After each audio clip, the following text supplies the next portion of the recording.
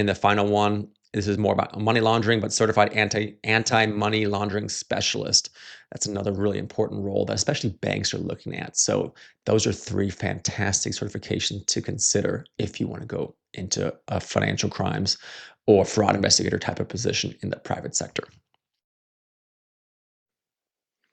Next, cybersecurity analyst. Cyber crimes are getting bigger and bigger by the day.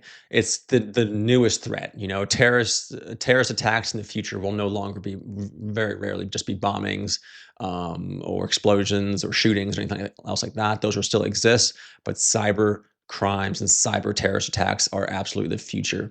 Just imagine a country shutting down our entire, internet, our electrical grid, other things like that. It's going to bring the country to its knees far more than a single attack on a building or a facility could possibly create. Even though that does create fear itself, imagine all of a sudden now you lose the ability to communicate with your loved ones. The fear that would instill would be massive. So cybersecurity is a massive industry, and it's just going to get bigger and bigger.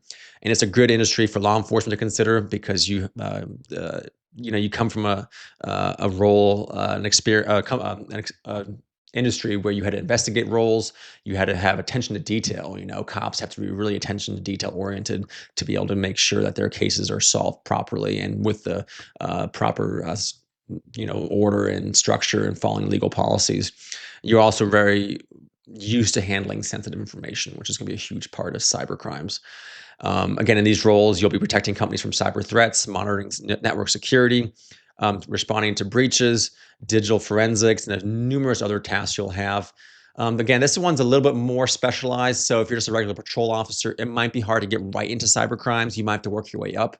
But if you have a cyber crimes division of your agency and you're in that as a detective or investigator or supervisor, this could be a great career path for you to follow. These ones pay pretty well, obviously. So 90,000 is probably on the lower end. I would say it's probably higher than that.